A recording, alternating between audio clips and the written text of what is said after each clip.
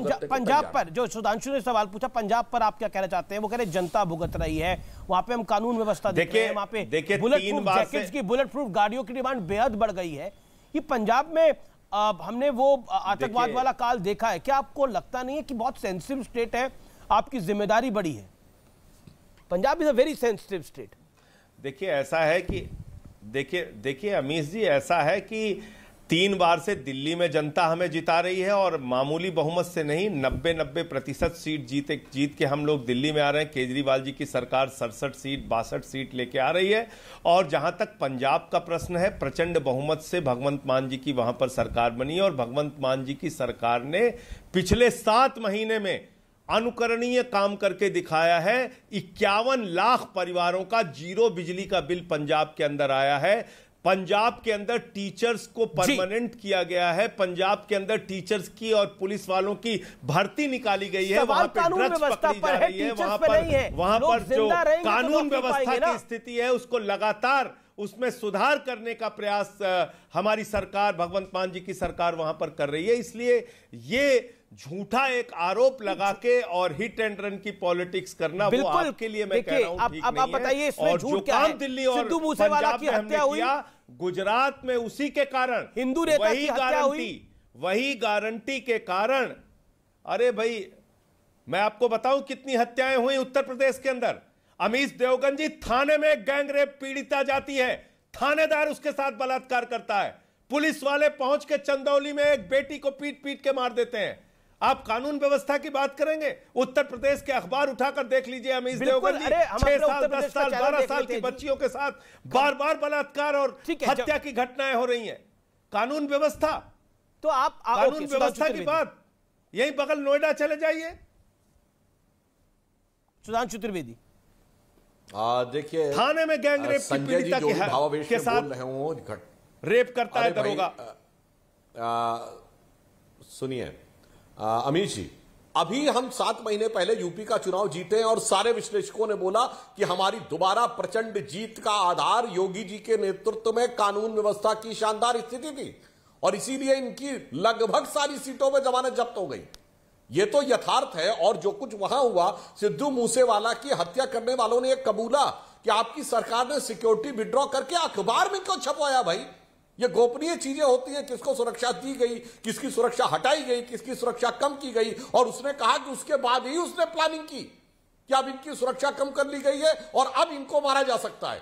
इस प्रकार की गैर जिम्मेदाराना बातें करके ही सरकार ने यह समस्या, ऑपरेशन ब्लू स्टार की बरसी पहली बार इतने जलवाए जलाल से मनाई गई, ऐसा पिछले 35-37 सालों में कभी नहीं हुआ था। इसलिए मैं कह रहा हूं, गलतियों का खामियाजा पंजाब ने बहुत भुगत लिया। अब कोई दूसरे प्रदेश की जनता आपकी गलतियों के लिए, जिसे भाषा में कहते हैं ना गिनी पिग बनना, ठीक है जिनके ऊपर प्रयोग किया जा रहा हो वो बनने के लिए तैयार। सुधांशु जी, पंजाब एक ऐसी स्टेट है, क्योंकि आपने उत्तर प्रदेश का जिक्र किया, पंजाब का कंपैरिजन उत्तर प्रदेश से इसलिए नहीं हो सकता क्योंकि पंजाब का आतंकवाद का एक इतिहास रहा है। और आप जानते हैं संजय जी, आप एक्सपीरियंस्ड आदमी है, क्योंकि पंजाब का मैंने वो दौर देखा है, मेरे परिवार के लोग वहां थे, एक बहुत ही दर्दनाक दौर था वो। क्या आपको लगता नहीं है कहीं वहां पर लोगों में जो डर है, जो खौफ है, वो बहुत बढ़ गया है? अब इसका जवाब क्या है? पंजाब में वहां के डीजीपी और भगवंत मान जी वहां की कानून व्यवस्था को लगातार चुस्त और दुरुस्त करने के लिए काम कर रहे हैं। आप किस मुंह से बोल रहे हैं, जरा मुझे बताइए। देश के गृह राज्य मंत्री की गाड़ी से 5 किसान कुचलकर मार दिए गए, पूरे दुनिया ने उसको देखा, आज तक उनके खिलाफ कोई कार्रवाई नहीं हुई। आप किस मुंह से बोलते हैं? हाथरस कांड के गैंग रेप पीड़ितों को आप प्रताड़ित करते हैं और गैंग रेप करने वालों के साथ खड़े होते हैं। आप किस मुंह से बोल रहे हैं? 8 सिपाही और 1 सीओ कानपुर के अंदर गोलियों से भून के मार दिए गए। आप कानून व्यवस्था की दुहाई दे रहे हैं। जवाब कानून व्यवस्था उत्तर प्रदेश के अंदर एक एक जिले का आंकड़ा आपके सामने रख सकता हूं। एक जिले में छोटी छोटी बच्चियों के साथ बलात्कार, गैंग रेप, उनकी हत्याएं, ये कानून व्यवस्था की स्थिति है। जी जवाब। देखिए, मैं जो बताना चाहता हूं, उन्नाव कांड, हाथरस कांड, कानपुर कांड, कितने कांड गिनाऊं आपको? अरे भाई बताना चाह रहा हूं। अरे जनाब, एक तरफ उत्तर प्रदेश में यह स्थिति है कि आरोप लगता था कि इनकाउंटर ज्यादा हो रहे हैं, एक स्थिति यह थी, याद करिए, बहुत अच्छी मुझे बात याद आई, ये मुख्तार अंसारी को यूपी से जाकर पंजाब में ही क्यों शरण मिली थी भाई? उसके बाद आपको लगता है कि उत्तर प्रदेश में कानून की व्यवस्था खराब थी? अरे अपराधियों की ये स्थिति हो गई थी कि उनकी तबीयत खराब हो गई थी, तबीयत ना, वही तो मैं कह रहा हूं ना। अरे भाई मैं कह रहा हूं आपके साथ वालों की सरकार थी जिनके साथ आपने पहली बार सरकार बनाई थी। अब कैप्टन बीजेपी के साथ नेता ने, खैर अब मैं, अरे भाई अब मैं आपको बात बताना चाहता हूं, भाई की सरकार कांग्रेस की हमेशा समर्थन रहा था, कांग्रेस ने हमेशा समर्थन किया उन शक्तियों का। आज स्थिति यह है कि बड़े बड़े माफिया उत्तर प्रदेश में डरते हैं और आपको नजर आता है कि ये, हाँ आपका मॉडल गजब है। आप कह रहे हैं गृह राज्य मंत्री के बेटे को तो जेल हुई हमारे यहां, आपका तो मंत्री जेल में है, गजब का मॉडल है। और जेल में रह के धमकी भी दे रहा है, जेल में रह के वसूली भी कर रहा है। ऐसा सुंदर मॉडल देना, राजनीति में शुचिता होती थी कि मंत्री पर आरोप लगता था, मंत्री इस्तीफा देता था। क्या आपको लगता है कि आम आदमी पार्टी क्योंकि बोलती है कि हम ईमानदारी की प्रकाष्ठा करते हैं, ईमानदारी पर हम खरा सोना है, तो आपको लगता नहीं है सत्येंद्र जैन को बेल अभी तक नहीं मिल रही? वो निरंतर जेल में है, वो जेल में भी बैठकर मंत्री है। क्या आपको लगता नहीं है इससे आपकी क्रेडिबिलिटी पर, आम आदमी पार्टी की क्रेडिबिलिटी पर, अरविंद जी की क्रेडिबिलिटी पर सवाल खड़ा होगा? क्योंकि आप ईमानदारी की कस्में खाते हैं और अपने आप को कट्टर ईमानदार मानते हैं। बिल्कुल ठीक आपने, एकदम ठीक आपने कहा। तो 2015 में जो सीबीआई का छापा हमारे मुख्यमंत्री के दफ्तर पे मारा था, मुख्यमंत्री जी को इस्तीफा दे देना चाहिए था। फिर उसके बाद मनीष सिसोदिया के घर पे सीबीआई का छापा मारा था, मनीष सिसोदिया को इस्तीफा दे देना चाहिए था।